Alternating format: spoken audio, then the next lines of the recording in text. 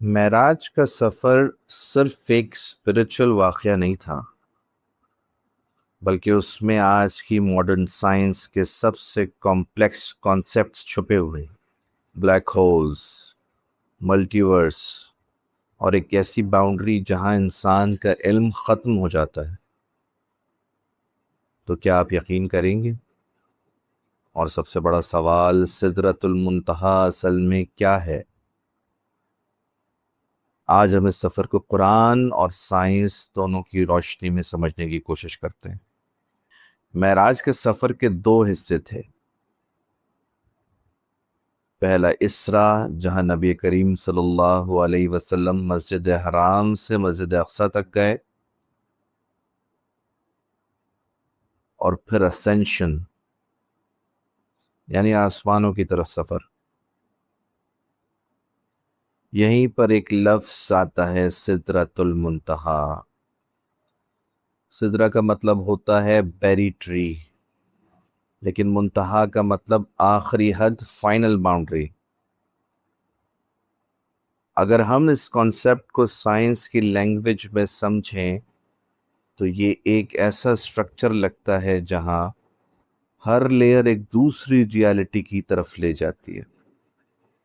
Black hole ایک entrance جیسے ہوتا ہے اور وائٹ ہول ایگزٹ جیسا کانسیپٹ۔ سائنس بھی کہتی ہے کہ یونیورس لیئرز اور ڈائمنشنز پر بیسڈ ہو سکتی ہے۔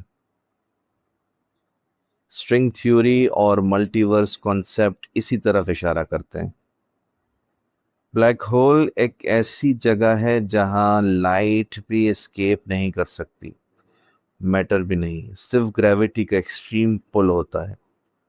اور اس کے اپوزٹ ایک کانسیپٹ ہوتا ہے، کوزر، جو اتنا برائٹ ہوتا ہے کہ پورے گیلیکسی سے زیادہ انرجی ریلیز کرتا ہے۔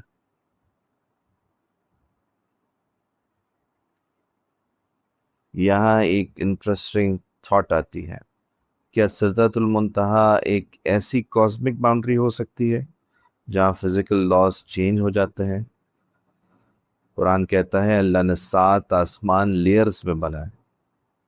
سائنس میں بھی multiverse theory, string theory, brane cosmology, یہ سب کہتے ہیں کہ ریئلٹی ایک لیئر بیس سٹرکچر ہو سکتی ہے۔ اسٹیفن ہاکنگ نے بھی اپنی آخری ریسرچ پیپرز میں ملٹی ورس کی کانسیپٹ کا ذکر کیا ہے۔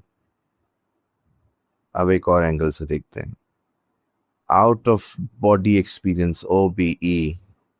کچھ لوگ کلیم کرتے ہیں کہ وہ اپنے جسم سے باہر نکل جاتے ہیں اور ڈفرینٹ ریالٹیز کو آبزرو کرتے ہیں۔ قرآن کہتا ہے اللہ موت کے وقت روح قبض کرتا ہے اور نیند میں بھی۔ اسلام کے مطابق ہماری صرف باڈی نہیں، روح بھی ایک انڈیپینڈنٹ ریالٹی ہے جو اللہ کے حکم سے آپریٹ کرتی ہے۔ اگر ہم سب کو جوڑ کر دیکھیں، معراج کا سفر، 7 ہیونز، بلیک ہولز، ملٹی ورس تھیوری، روح کا کانسیپٹ، تو ایک سوال رہ جاتا ہے کہ سدرۃ المنتہا صرف ایک درخت نہیں، بلکہ ایک کاسمک باؤنڈری ہے جہاں ہیومن فزکس ختم ہو جاتی ہے۔ لیکن یہاں ایک بات کلیئر ہے، اور تمہیں صرف تھوڑا علم دیا گیا ہے۔ اللہ ہم سب کو حق سمجھنے کی توفیق دے، اس علم کو ہمارے لیے فائدہ مند بنائے، اور ہمیں قرآن کی روشنی میں صحیح انڈرسٹینڈنگ عطا فرمائے۔ آمین۔ السلام علیکم ورحمۃ اللہ۔